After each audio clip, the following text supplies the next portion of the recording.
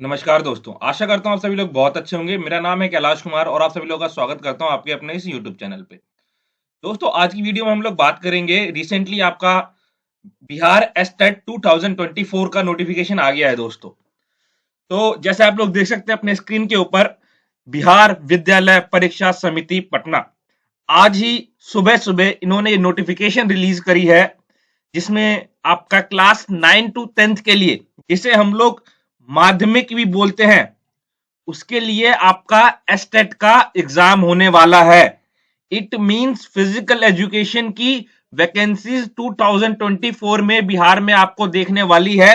And I am telling you, marks my word, कि इस बार जो वैकेंसीज आएंगी पिछली वैकेंसीज से कंपैरिजन में बहुत ज्यादा आने वाली है। तो आप लोग अपनी पढ़ाई को कंटिन्यू रखिए। अगर किसी का इस बारी एग्जाम अच्छा नहीं गया है तो नेक्स्ट टाइम के लिए तैयारी करते रहिए, क्योंकि अब आपको पैटर्न समझ आ गया है।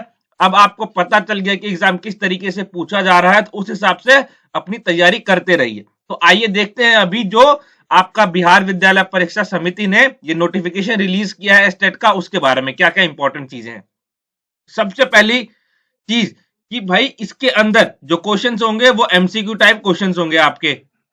ठीक है, हर एक क्वेश्चन आपका 1 मार्क का रहेगा, कोई नेगेटिव मार्किंग नहीं है। जैसे मैंने आपको बताया, क्लास 9-10 माध्यमिक स्कूल के लिए आपका शारीरिक शिक्षा में मतलब फिजिकल एजुकेशन में एस्टेट का एग्जाम होने वाला है।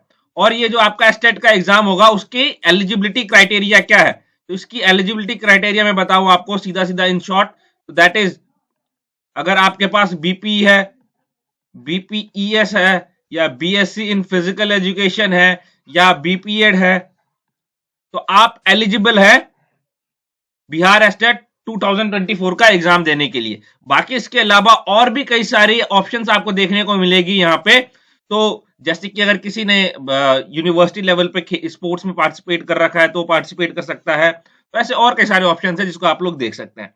बट पर्टिकुलरली फिजिकल एजुकेशन में चाहे आपने बीपी की हो, बीपीईएस की हो, बीएससी इन फिजिकल एजुकेशन किया हो, या बीपीएड किया हो, तो आप एलिजिबल हो बिहार एस्टेट 2024 का फॉर्म फिल करने के लिए।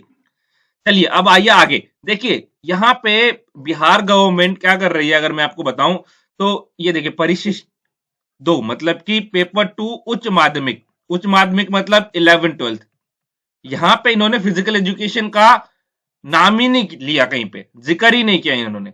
तो कहीं ना कहीं फिजिकल एजुकेशन के साथ भेदभाव कर रहे हैं, शारीरिक शिक्षा के साथ भेदभाव कर रहे हैं, क्योंकि 11th-12th में भी फिजिकल एजुकेशन होना चाहिए। बाकी अदर सब्जेक्ट्स अगर दिए हैं इन्होंने, कृषि का दिया है और आपका इधर संगीत का देखेंगे उसका दिया है, फिजिकल एजुकेशन का नहीं है। तो I would say to the Bihar government, please add physical education in 11th-12th class as well. चलिए आइए आगे। अब आगे अगर आप देखेंगे तो इसके अंदर आपके 2 पेपर होंगे, मतलब पेपर तो एक ही होगा, इसके अंदर आपके पैटर्न 2 रहेंगे। एक जिसमें आपका सब्जेक्ट स्पेसिफिक रहेगा, सब्जेक्ट स्पेसिफिक मतलब आपको फिजिकल एजुकेशन से 100 क्वेश्चंस रहेंगे। दूसरा आपका रहेगा पेपर 2, है ना। इसके अंदर क्या रहेगा आपका, इसके अंदर आपका रहेगा टीचिंग मेथोडोलॉजी। ठीक है, तो ये रहेगा आपका जो 50 मार्क्स का होगा, तो टोटल मिला के आपका 150, जैसे आप यहां पे देख सकते हैं। अब देखिए कौन कौन एलिजिबल है इस फॉर्म को भरने के लिए। तो कोई भी आदमी जो भारत का नागरिक हो वो इस फॉर्म को फिल कर सकता है, चाहे वो यूपी का हो, बिहार का हो, पंजाब का हो, या कर्नाटका का हो, तमिलनाडु का हो, असम का, मणिपुर का, कहीं का भी हो, वो इस फॉर्म को फिल कर सकता है। ओके, अब आइए आगे।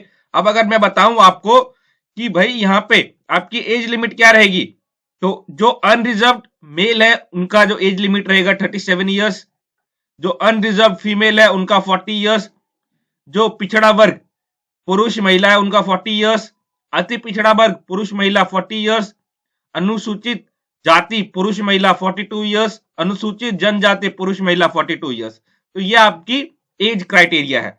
अब आपने एग्जाम दिया 150 मार्क्स का, और उस 150 मार्क्स में से जो अनरिजर्व कैटेगरी के हैं उनका 50% आना चाहिए, तब वो क्वालिफाई करेंगे। ठीक है, पिछड़ा वर्ग का 45.5, अत्यंत पिछड़ा वर्ग का 42.5, अनुसूचित जनजाति का 40%, दिव्यांग 40% और महिला 40%।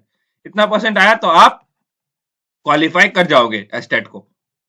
फिर उसके बाद अगर हम बात करें कि आपका फीस क्या चार्ज होगा, तो ये इसका फीस जो है आपका जनरल क्राइटेरिया में 960 रुपीज पेपर वन। हम तो पेपर वन के लिए सिर्फ, है ना, क्योंकि 11-12 में तो फिजिकल एजुकेशन है नहीं, तो आपका 960 रुपीज लगेगा आई वुड से।